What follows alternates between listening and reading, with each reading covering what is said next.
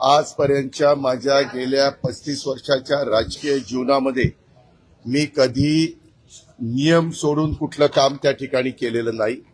मागे माझ्यावर 2009-10 ला आरोप झाले, परंतु ते आरोप कुठेही सिद्ध झाले नाही। त्याच्यात अनियमितता होती, श्वेतपत्रिका काढली, हेही आपल्याला सगळ्यांना ज्ञात आहे।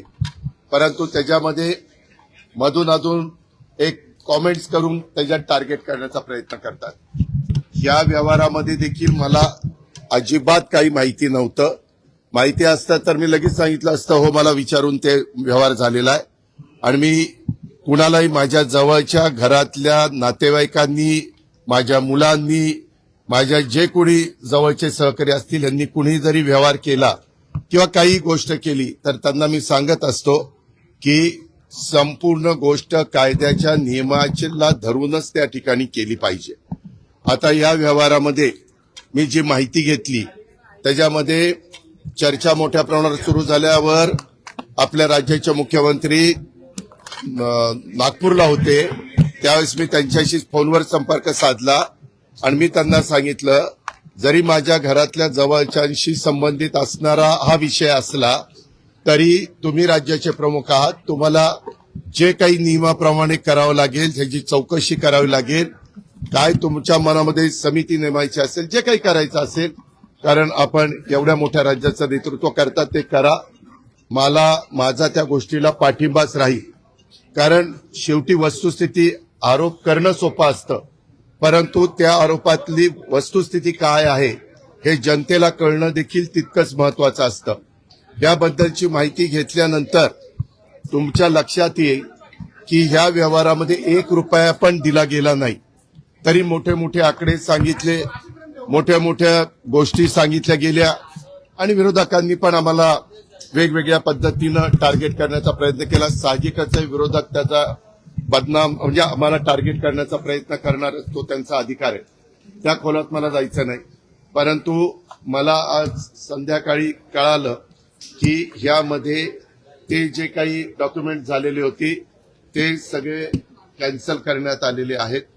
जो काही व्यवहार झालेला होता तो कॅन्सल करण्यात आलेला आहे।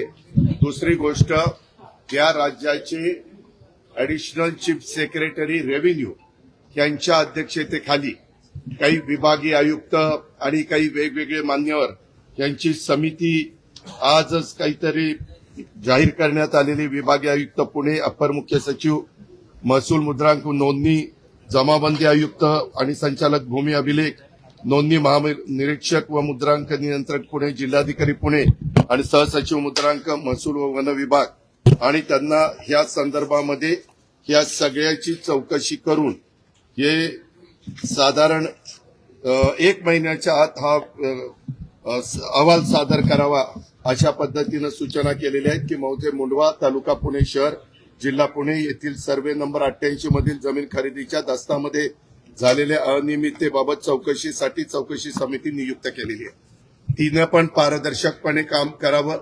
साहजिकच आहे, राज्यातल्या प्रमुखांनी सांगितल्यावर त्यांचं कामच आहे। आणि हे अधिकारी जर तुम्ही बघितले तर विकास खारगे यांचं गेले अनेक वर्षाचं काम, एक स्वच्छ अधिकारी म्हणून त्यांची प्रशासनामध्ये प्रतिमा आहे आणि बाकीच्याही अधिकाऱ्यांची तशाच प्रकारची प्रतिमा आहे।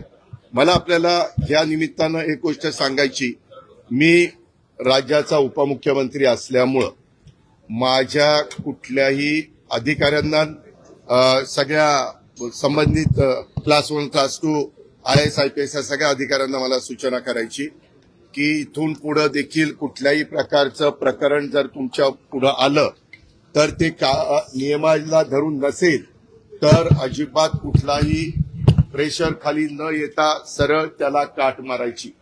कुणी माझ्या जवळचा नातेवाईक असो नाहीतर कुणी माझ्या नावाचा वापर करून कुणी काही केलेलं असलं तर हे मला चालत नाही, चालणार पण नाही। पण एक गोष्ट झाली, हे 2 दिवस तुम्ही सगळ्या मीडियाने या सगळ्या गोष्टी चालवल्या, कारण ती माहिती तुम्हाला मिळालेली होती। शेवटी मीडियाचं कामच आहे काय आहे ते तुमच्या लक्षात येईल ते दाखवणं, पण त्याच्यामध्ये अजून पण इतर वेगवेगळे बाबी आमच्या वेगवेगळ्या भागातनं, मला वाटतं बारामतीतनं पण काही असं झालंय तसं झालंय।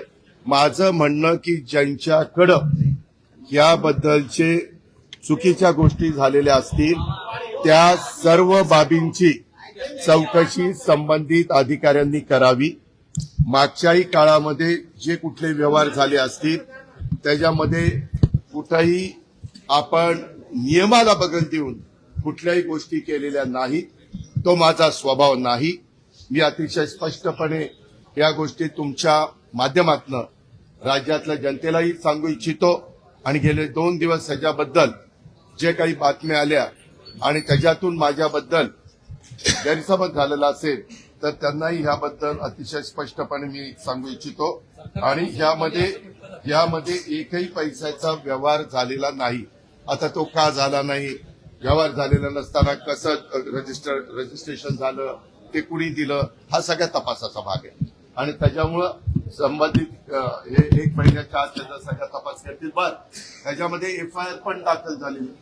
त्याच्या संदर्भामध्ये मला कळलं 2 पोलीस स्टेशनला एफआयआर दाखल झाल्या. अशा पद्धतीनं त्याच्यामुळं पोलिसांचं काम करणार, त्याच्यात पण कुणाला राजकीय हस्तक्षेप करण्याचं कारण नाही. पूर्णपणे पारदर्शकपणे ह्याची सगळ्याची चौकशी झाली पाहिजे. आणि दूध का दूध, पाणी का पाणी, हे सगळं पुढे एक चौकशी होईल ना.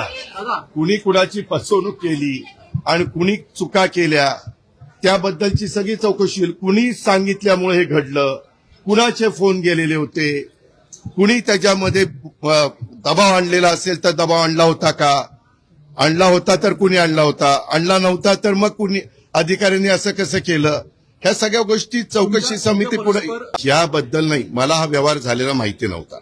सागर, मी तुला स्पष्टपणे सांगतो, माहिती असता तर मी तुम्हाला आधी सांगितलं असतं, हो ह्या व्यवहारात मला माहिती आहे. मी नाही रे बाबा,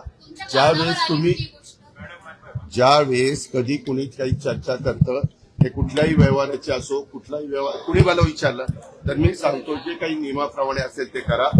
नियमाच्या बाहेर जाऊन कुणी केलेलं मला त्या ठिकाणी चालणार नाही. मी आज दुपारी माझ्या ऑफिसच्या प्रत्येक अधिकारी जे आहेत त्यांनाही विचारलं की तुम्ही डीसीएम ऑफिसमधनं कुणाला फोन करून दबाव आणला का. कुणीही त्याचा दबाव आणलेला नाही. ते जे काही रजिस्ट्रेशन होतं ते कॅन्सल करण्यात आलेलं आहे.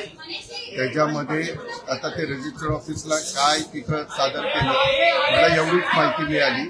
हे सगळं रद्द करण्यात आलेलं आहे. आता त्याच्याबद्दलचं काय कागदपत्र दिली, कारण मी त्यांना तर इथं येऊन आतापर्यंत आम्ही सगळेजण तो आढावा घेत होतो, परंतु मला एवढी न्यूज कळालेली आहे की तिथं नोंदणी कार्यालयामध्ये जाऊन हे सगळं झालेले डॉक्युमेंट्स रद्द करण्याच्या संदर्भामध्ये ऍफिडेव्हिट टाकायचं नाही.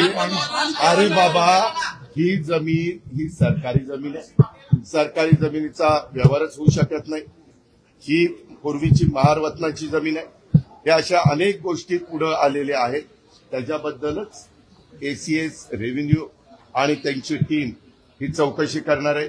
मग असं असताना इथं रजिस्ट्रेशन झालं कसं, कुणी केलं, कोण त्याला जबाबदार आहे, त्या सगळ्या गोष्टी त्याच्या ठिकाणी होतील. आणि त्याच्यामध्ये मला वाटतं 3 लोकांच्यावर एफआयआर मध्ये नावं टाकली गेलेली आहेत. त्यांची पण चौकशी केली जाईल. काही जणांनी विचारलं की बाबा त्या कंपनीमध्ये पार्थ पवार असताना त्यांना कसं काय त्यांचं नाव टाकलं गेलं नाही. तर मला माहिती अशी मिळाली की रेव्हेन्यू मिनिस्टर चंद्रशेखर बावनकुळे साहेबांनी सांगितलं की जे ऑफिसला आलेले होते त्या ऑफिसला येऊन ज्यांनी सह्या केल्या त्यांच्यावर एफआयआर दाखल केलेला आहे.